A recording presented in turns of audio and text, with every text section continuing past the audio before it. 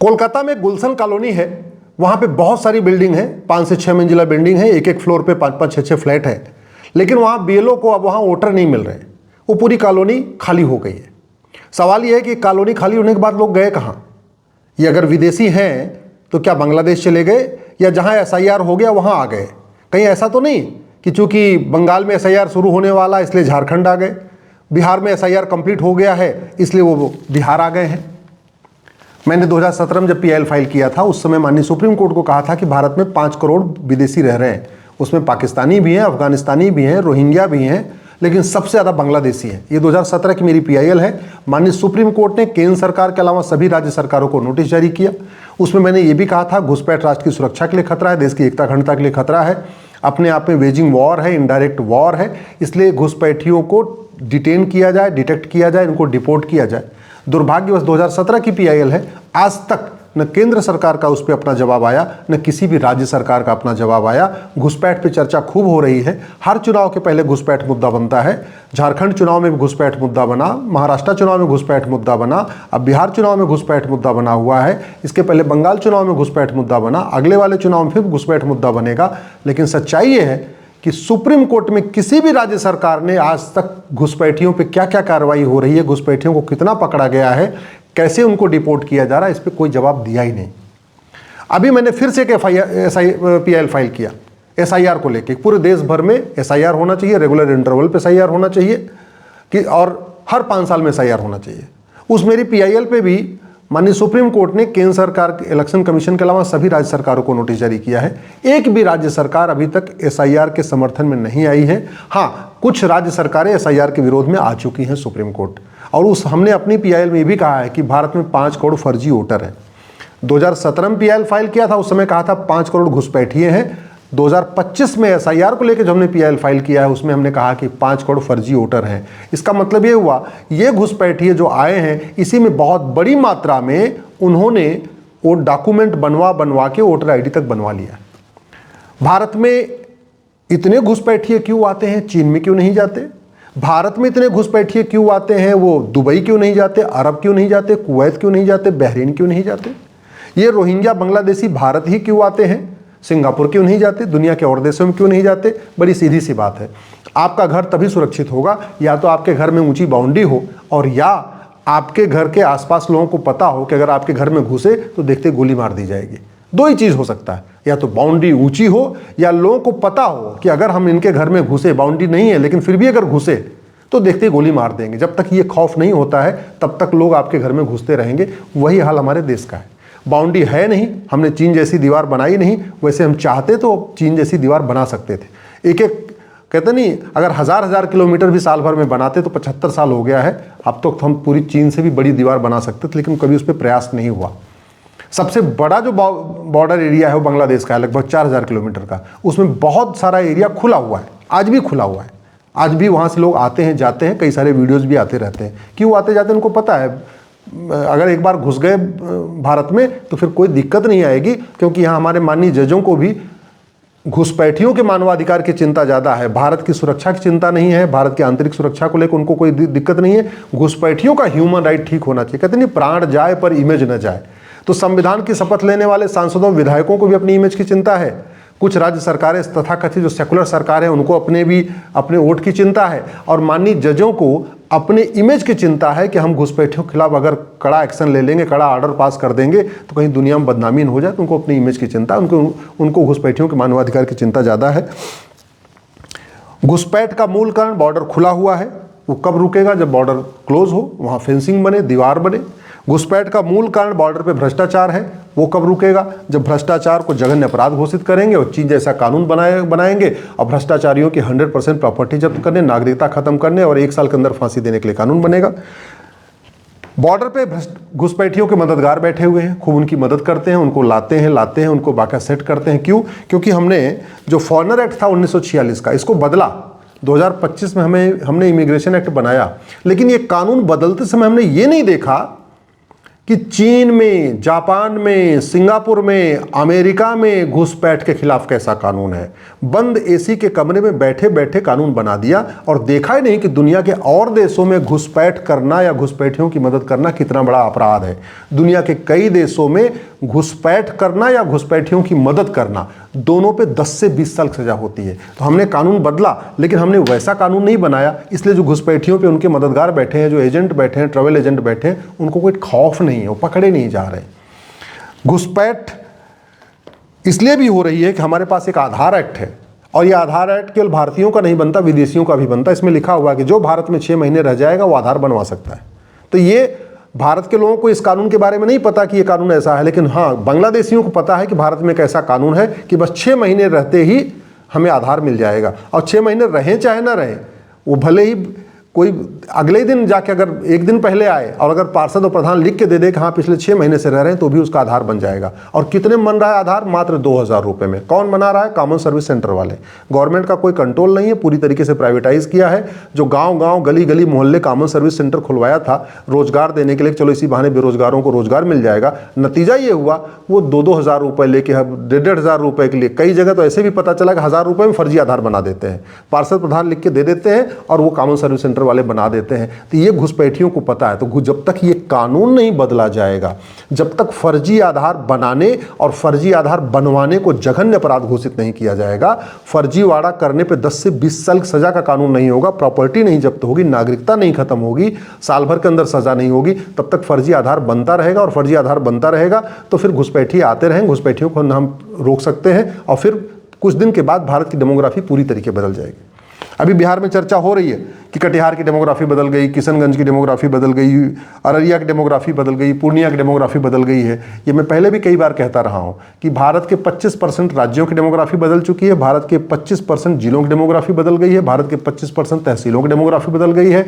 भारत के बॉर्डर पे 300 तहसीलें हैं, 300 की 300 तहसीलों की डेमोग्राफी बदल गई है। उसका मूल कारण है घुसपैठ, धर्मांतरण, जनसंख्या विस्फोट। ये जो घुसपैठी आ रहे हैं 10-10, 12-12, 15-15 बच्चे भी पैदा कर रहे हैं, यहाँ एक बार आ रहे हैं। और वो उनको अच्छा, घुसपैठियों को ये भी पता है कि एक बार जो भारत में बच्चा पैदा होता है वो भारत का नागरिक बन जाता है, और उसका मूल कारण है हमारा घटिया सिटीजनशिप एक्ट। मतलब जो घुसपैठिया भारत में आया वो तो घुसपैठिया है, लेकिन यहां आके जो उसने बच्चा पैदा कर दिया वो भारत का नागरिक कहलाएगा बाय डिफॉल्ट। क्यों? हमारा 1955 वाला जो सिटीजनशिप एक्ट है वो यही कहता है। तो अगर हमें वास्तव में घुसपैठ रोकना है तो आधार एक्ट के साथ साथ सिटीजनशिप एक्ट भी बदलना पड़ेगा। ये घुसपैठिए तहसील में जाके दलाल को पकड़ के, चूंकि उनके पास आधार बन जाता है, मात्र 2000 आधार दिखा के 2000 रुपये में राशन कार्ड बनवा ले रहे हैं। फिर 2000 रुपये में दे में नगर निगम से, अब वहाँ पे तहसील में, ग्राम पंचायत में जाके सेक्रेटरी से मिलकर 2000 रुपये में बर्थ सर्टिफिकेट बनवा ले रहे हैं। फिर जाके 2000 रुपये में निवास ब्लॉक से जाके निवास प्रमाण पत्र बना लेते हैं। फिर जाके वो आरटीओ ऑफिस के दलाल को पकड़ते हैं, 3 से 4 हज़ार रुपये में ड्राइविंग लाइसेंस बनवा लेते हैं। और जब उनके पास 4-5 डॉक्यूमेंट हो गया, फिर 2000 रुपये बीएलओ को पकड़ाते हैं, दलाल को पकड़ाते हैं, वोटर ID में नाम जुड़ जाता है। तो मात्र 12 से 15 हज़ार रुपये खर्च करते हैं, 5 से 6 डॉक्यूमेंट बन जाता है। उसके बाद जनधन खाता में अपना खाता खोल लेते हैं, फिर मुद्रा लोन भी ले रहे हैं, वजीफा भी ले रहे हैं, लोन और बाकी सारी सरकार की सुविधाएं ले रहे हैं, मुफ्त में राशन भी ले रहे हैं, मुफ्त में मकान दुकान भी ले रहे हैं, किराए पर अपना बिजनेस शुरू कर रहे हैं। और अब तो ये घुसपैठिए बड़े प्लान्ड वे में 1 बिस्वा, 2 बिस्वा, 3 बिस्वा गाँव में जाके ज़मीन खरीद रहे हैं। तहसील भ्रष्टाचार का अड्डा बना हुआ है। तहसील पे कुछ देखा ही नहीं जाता कि ये भारत का है कि नागरिक है। जैसे तहसील के दलाल को या वहाँ के जो लोगों को, उनको आप 5000, 10,000 रुपये दे दीजिए, वो फिर आंख उनकी बंद हो जाती है, चाहे रजिस्ट्रार हो, चाहे तहसीलदार हो, चाहे पेशकार हो, सबकी आंख बंद और आराम से। तो अब ये घुसपैठिए बड़े प्लान्ड वे में, उनको लगता है कल को हमको निकाला जा सकता है, इसलिए वो 1 बिस्वा, 2 बिस्वा, 5 बिस्वा ज़मीन भी खरीदते चले जा रहे हैं। ये हो रहा है तहसील में। समाधान मैंने पहले कहा था, घुसपैठ का मूल कारण है घूसखोरी, घुसपैठ का मूल कारण है भ्रष्टाचार। और जब तक भ्रष्टाचारियों की 100% प्रॉपर्टी जब्त करने, नागरिकता खत्म करने, फांसी देने के लिए कानून नहीं बनेगा। घुसपैठ का मूल कारण है फर्जी डॉक्यूमेंट बनाना अपराध नहीं है। तो जब तक फर्जी आधार, फर्जी राशन कार्ड, फर्जी ड्राइविंग लाइसेंस, फर्जी बर्थ सर्टिफिकेट, फर्जी वोटर ID बनाने और बनवाने को जघन्य अपराध घोषित नहीं किया जाएगा, तब तक घुसपैठ नहीं रुकेगी। और सबसे बड़ी बात, अब जब घुसपैठियों को पकड़ा भी जाता है तो ये शिफ्ट हो जाते हैं, जहाँ से सरकार कहीं इनको बाहर तो फेंक नहीं रही है। हो क्या रहा है कि लोग अपनी अपनी पीठ थपथपा रहे हैं। 4-6 घुसपैठियों को लोग पकड़ पकड़ के उसकी रील बना बना के सोशल मीडिया में शेयर कर रहे हैं। सोशल मीडिया को लगता है अच्छा फलाने सरकार ने 5 घुसपैठियों को पकड़ लिया, फलाने सरकार ने 3 घुसपैठियों को पकड़ लिया। घुसपैठियों को पकड़ के रील बनाई जा रही है और उसके बाद वो घुसपैठिए छूट जाते हैं, कानून वहाँ घटिया, उनको जमानत मिल जाती है। हमारे पास ऐसा सिस्टम तो है नहीं कि हाँ भैया 6 महीने साल भर के अंदर सजा हो जाएगी। तो घुसपैठिए अंदर गए भी तो 1 हफ्ते बाद 2-10 दिन के बाद वापस आ गए, क्योंकि घुसपैठ करना, फर्जी कागज बनवाना ये कोई जघन्य अपराध तो है नहीं। ये हमारे देश में कानून है, bail is rule, jail is exception. Arnesh Kumar का जजमेंट है जो कहता है जी आप इनको ज़्यादा दिन जेल में तो रख ही नहीं सकते। तो हो क्या रहा, घुसपैठिया जैसे ही बाहर आता है, बाहर आके जहां था वहां से चला गया। वो पता चला बिहार का घुसपैठिया बिहार पुलिस ने पकड़ा, अब वो घुसपैठिया भाग गया बंगाल, बंगाल पुलिस ने पकड़ा, वो घुसपैठिया भाग गया असम, असम में पुलिस ने पकड़ा, बेल पे आया, जमानत पे आया, परिवार लेके अपना झुग्गी सहित भाग गया जो है यूपी आ गया, यूपी से पकड़ा वो भाग गया गुजरात, गुजरात से पकड़ा भाग गया मध्य प्रदेश। नदियों किनारे, पहाड़ियों किनारे, जंगलों में जाके वो बसते जा रहे हैं, छिपते जा रहे हैं, बसते जा रहे हैं, छिपते जा रहे हैं। चाहे वो अपने हिमाचल प्रदेश के जंगल हैं, उत्तराखंड के जंगल हैं, उड़ीसा के जंगल हैं, सारे जंगलों पे घुसपैठियों का कब्जा हो रहा है। क्यों? क्योंकि कोई भी कानून हमारा कठोर नहीं है, हमारे यहाँ न्यायिक व्यवस्था सड़ी हुई है। इसलिए भी हो रहा है कि पूरे देश की पुलिस एक जैसा व्यवहार नहीं करती। उत्तर प्रदेश की पुलिस, गुजरात की पुलिस तो घुसपैठियों पर कार्रवाई कर रही है, असम की पुलिस तो कर रही है, बंगाल की पुलिस तो नहीं कर रही है। उनको नहीं करना है, उनको वोट से। और वो क्यों नहीं कर रही है? क्योंकि पुलिस सत्ता की गुलाम बनी है। पुलिस सत्ता की गुलाम क्यों बनी हुई है? क्योंकि 1861 का पुलिस एक्ट है। तो घुसपैठ रोकना है, देश को सुरक्षित बचाना है, बनाना है, तो सबसे पहले आपको ये पुलिस एक्ट बदलना पड़ेगा। घुसपैठ रोकना है तो आपको सिटीजनशिप एक्ट बदलना पड़ेगा कि जो घुसपैठियों की मदद करेगा उसकी नागरिकता खत्म हो जाएगी। घुसपैठ आपको रोकना है तो जो बाहर से फंडिंग आ रही है घुसपैठियों को बसाने के लिए, अभी नोएडा से पकड़ा गया, करोड़ों रुपए उसको विदेशों से आए, छांगुर जलालुद्दीन को करोड़ों रुपए आए। ऐसे जितने भारत में दुनिया भर के लोग पकड़े जा रहे हैं उनको करोड़ों रुपए, उनके एनजीओज को फंडिंग आ रही विदेशों से। क्या करने के लिए? लव जिहाद की फंडिंग करने के लिए, लैंड जिहाद की फंडिंग करने के लिए, घुसपैठियों की मदद करने के लिए, धर्मांतरण कराने के लिए। तो जब तक ये कानून नहीं बंद खत्म नहीं होगा तब तक फंडिंग नहीं बंद होगी। फंडिंग नहीं बंद होगी तो घुसपैठियों की मदद करने वाले अपना काम करते रहेंगे, मदद करते रहेंगे। घुसपैठियों के लिए जो फंडिंग आ रही है वो बेनामी फंडिंग भी आ रही है, बेनामी लेन देन हो रहा है, तो वो तभी रुकेगा जब ये कानून बदलेगा। घुसपैठियों को काले धन से फंडिंग हो रही है। और क्यों काला धन चल रहा है भारत में? क्योंकि हमारा कानून घटिया है। हमारे पास 500 की 1000 की नोटेज, 500 के नोट चल रही है। 100 रुपये से बड़ी नोट हमने बंद किया नहीं, कैश लेन देन को लिमिट किया नहीं, प्रॉपर्टी को आधार से लिंक करने के लिए कानून नहीं बनाया, तो चल रही है। घुसपैठियों को हवाला के जरिए फंडिंग हो रही है। और हवाला कारोबार क्यों चल रहा है? क्योंकि ये कानून महा घटिया है और हमने 100 रुपये से बड़ी नोट बंद नहीं किया, 5000 रुपये से ऊपर कैश लेन नहीं बंद किया। घुसपैठियों को बैंकों के जरिए फंडिंग आ रही है, विदेशी बैंकों के जरिए फंडिंग आ रही है जिनकी ब्रांचेस भारत में है। क्यों? क्योंकि ये 1949 वाला कानून घटिया चल रहा है, यूनिफॉर्म बैंकिंग कोड हमने बनाया नहीं। घुसपैठ हमारी राष्ट्र की सुरक्षा के लिए खतरा है। जो राष्ट्र की सुरक्षा के लिए खतरा होता है उससे निपटने के लिए हमारे पास एक कानून है, नेशनल सिक्योरिटी एक्ट। लेकिन इस कानून में आज तक हमने लिखा ही नहीं कि घुसपैठ राष्ट्र की सुरक्षा के लिए खतरा है, इसलिए पुलिस न घुसपैठियों पर एनएसए लगाती है, न उनके मददगारों पर एनएसए लगाती है। हमारे पास यूएपीए है, अनलॉफुल एक्टिविटी एक्ट है, लेकिन इस कानून में हमने लिखा है नहीं कि घुसपैठ करना, घुसपैठियों की मदद करना अनलॉफुल एक्टिविटी है। तो पुलिस यूएपीए भी नहीं लगा रही है। हमारे पास बीएनएस में सेक्शन 111 है, ऑर्गेनाइज क्राइम। घुसपैठ करना ऑर्गेनाइज क्राइम है, लेकिन सेक्शन 111 में हमने लिखा ही नहीं कि घुसपैठ करना और घुसपैठियों की मदद करना ऑर्गेनाइज क्राइम है, तो इसलिए पुलिस सेक्शन 111 लगा नहीं रही है। घुसपैठ अपने आप में एक्ट ऑफ टेररिज्म है, लेकिन और एक्ट ऑफ टेररिज्म से निपटने के लिए हमारे पास इसमें सेक्शन 113 है, लेकिन हमने सेक्शन 113 में भी इन्फिल्ट्रेशन को हमने एक्ट ऑफ टेररिज्म डिक्लेयर नहीं किया।